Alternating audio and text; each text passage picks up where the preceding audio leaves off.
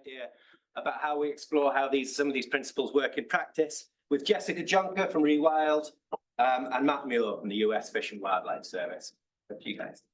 Thank you. My name is Matt Muir. I'm from a U.S. government public agency, the U.S. Fish and Wildlife Service. I'm here with Jesse Junker from the Rewild and the IUCN Primate Specialist Group.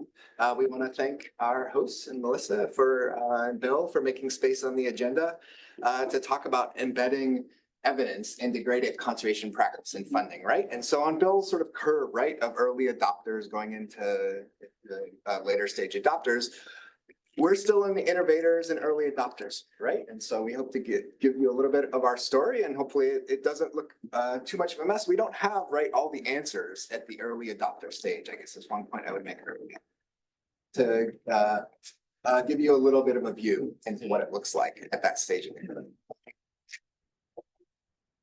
As a very quick introduction to the international program of the U.S. Fish and Wildlife Service, we support international conservation around the world. We made our first award in 1990, so our programs are going on 30 plus years. That first award was to conserve forest elephants in Zonga in Central African Republic. Over the past 3.5 decades, we've been supporting thousands of projects to help wildlife and for great apes specifically, right? We have a program specifically for great apes. We've helped provide over $60 million in grants to support great ape conservation. That program has existed since 2000. That's about, to give you a sort of scale of that particular program, it's about 2 points per year. In this presentation, I'm proud to say that we support Rewild and the IUCN Primate Specialist Group in a grant, in a 5-year grant to support the apes database and providing technical support for data management for great ape data. My colleague, the head of division, Daphne Carlson, is going to give a little bit more context about our programs at Fish and Wildlife Service later in today's program. But I want to provide credit right now to Ken Cameron, who's the program officer for this award for the Great Apes program in Africa, as well as Shannon Rivera, who is in the room, who helped design this presentation. So. Thank you, Matt. Yeah, thank you for being here, and I'm really happy to be able to talk to you about my work and also about Matt and my collaboration on a project that is under the auspices of the second aid of the IUCN Primate Specialist Group. And as Matt already mentioned, it's generously funded by the US Fish and Wildlife Service, and it's called State of the World's Great Apes. And it sources data from the IUCN SFC Apes database and the Apes Wiki. And I'm not alone in this group of researchers. And on the picture you can see here, I'm supported by Tenis Sop, Yalma Kühl, Isa, Nomad Nimitz, Dirk Beiler from the SGA, and Lars Kohl. So in the next couple of slides, I'm going to introduce to you the main components or the building blocks of the evidence base for great ape or effective great ape conservation. And I'm going to talk about the status quo, the current situation for each of these bubbles in this diagram in more detail. So for now, let's focus on the question of what's the current evidence base for great ape conservation. So one of the main components of this evidence base is regularly updated ape status and trend information. And we have this information in the apes database, the IUCN SSC apes database, which archives ape population survey data and currently includes more than 800 data sets from 482 sites across 26 ape range countries. And it has more than 1.7 million observations, of which roughly 500,000 are ape presence science. So this represents an incredibly important resource for research and conservation. And the data in this database has already been used, for example, for CITES assessments, but also to produce models of density distribution and predictions of the impact of emerging threats to apes, such as climate change and mining and others. The second component of the evidence base is information on threats and conservation interventions. And these conservation interventions aim at alleviating threats to great apes. The Apes Wiki is an open access platform that centralizes information on ape status, threats, conservation interventions, conservation challenges, and also conservation enablers, research activities, and many other aspects that are important to great ape conservation. And it currently includes information on 285 sites where apes live currently or have lived in the recent past. An extremely important component also is the existing network of experts, a large and diverse network, including funders, impact evaluation specialists, species specialists, evidence specialists, and also representatives from the private sector. And we're currently trying to extend our existing network to make it representable across all these sectors, because we believe that these experts can provide the knowledge, the tools, and the funds to build the evidence base for great apes.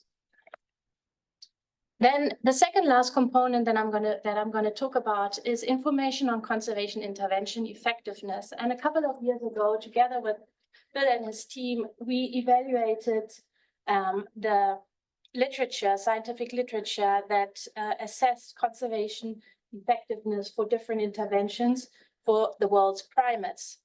And what we found was that, especially compared to other taxonomic groups like birds and amphibians, as you can see in this figure, there were very few studies that actually evaluated the effectiveness of interventions targeted at primates, including great apes. So what we can say is, in contrast to the other components that I talked about, we still lack information on this aspect of the evidence base. And then lastly, the last component centers around information and conservation costs, and this has been mentioned before. It's important to evaluate the cost effectiveness of conservation interventions, and also it helps funders to effectively distribute their funds and also to gain maximum return on their investment. And I think Bill mentioned the study already earlier in his talk. Some progress has been made on evaluating cost effectiveness for interventions for great apes. And this is a study that looked at conservation intervention effectiveness and costs for orangutans in Southeast Asia. And then there has been some information also, to a lesser degree, amalgamated on conservation budgets for Western chimpanzees in West Africa, but also with this component, we are not where we should be, and we need more information on these components. And with that, I'm actually already at the end of my slides in presenting to you what we have and what the current situation is. And Matt is going to talk more about where we need to be and how we're going to achieve that. Thank you, Jesse.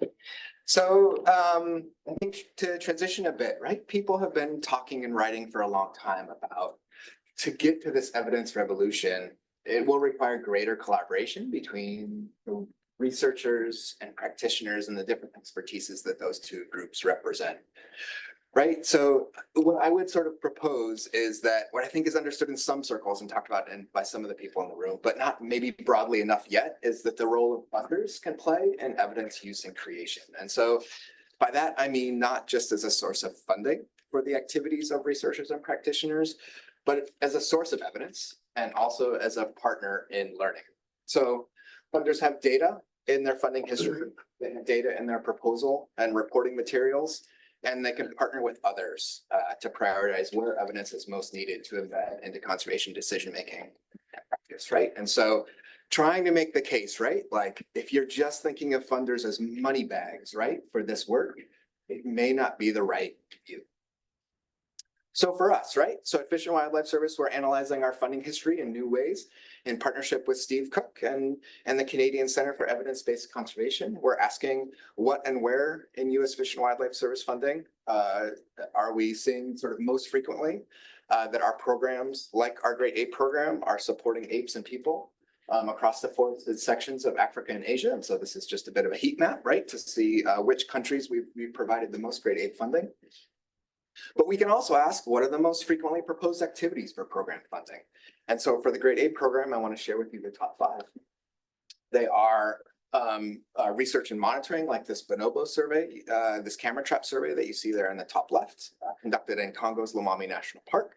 85% of the requests that we see, of the proposals that we see for our grade 8 program, includes some sort of research and monitoring activity. This is followed by training and capacity development, present in 71% of our proposals, followed by partnership and alliance development, as well as outreach and communications, which show up in about half of our 8 proposals. And then finally, the illegal wildlife trade in apes and ape parts, wild populations, and in about 35% of proposals, we see a request to detect and deter illegal activities and wildlife crime, as shown by this young chimpanzee that's been confiscated. So what can we do with this funding data, right? One thing that we think we can do is identify priorities for evidence building by focusing. And for that, we need the help of our friends at Conservation Evidence, right? And the synopsis of what works in primate conservation, conducted by Jesse and colleagues in the synopsis in 2020. For our programs, these are the top activities with the top direct activities with limited evidence, right? There are things about, these are the activities with limited evidence that we think are prime candidates for further testing and evaluation. What factors, such as campaigns that change awareness and behavior, what factors influence the effectiveness of such campaigns? If projects wanted to build stronger evidence to justify this activity in their proposals, how would they do that? What kind of help or guidance do those practitioners and applicants to our programs need to do better than they're doing now? So we don't have all the answers to these questions, right? But it's past time to start trying to tackle. So reflecting on where the ape conservation community, specialists and funders and practitioners together, where they've made progress and where more progress is needed. We want to recognize and credit all the effort that's been invested in investing where we've made progress, which we would characterize. We want to highlight grade ape data quality and access, the apes database and the ape wiki that we talked about, assessing the existing evidence base, in 2020, and early efforts to identify priorities for evidence building. Where we think we need to make more progress is establishing the routines in our practice in our different organizations among funders and projects to do a better job integrating testing and evaluation specialists into the network of experts who are contributing to conservation, allocating a certain percentage of our funding for testing effectiveness. And Bill and colleagues have done work on this to suggest what proportion that might be. And so if someone wants to follow up, we can talk about that. Collaboration between funders so that we're making sure that we're using the same naming systems to talk about what and where are we funding. And then getting back into the cost of effective conservation that Jesse's last slide was on, right? We really do a better job of like, how much does it cost to effectively conserve great apes and all the species that the Fish and Wildlife Service and its partners are interested in? So in terms of what role each group can play, funders can provide funds and data on funding history, including the most commonly proposed actions to conserve biodiversity. Projects and species specialists can provide the network of experts to use the data to identify priorities and the right field opportunities for evidence building and testing. That was that sort of 3-circle diagram that Bill was showing. And evaluation and evidence specialists can provide the tools to assess the existing evidence base and the methods and project designs, experimental designs to meaningfully test the effectiveness of our most important conservation actions.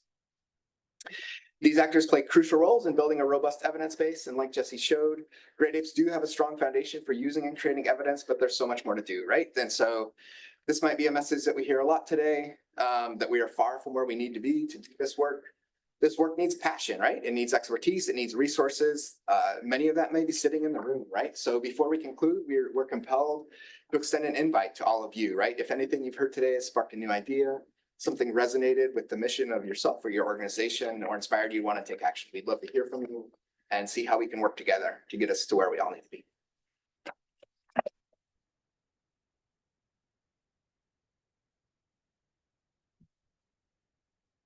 I echo what Matt said. Please contact me at any time, either at this event or afterwards. And I would also like to thank the Arcus Foundation for their continuous support.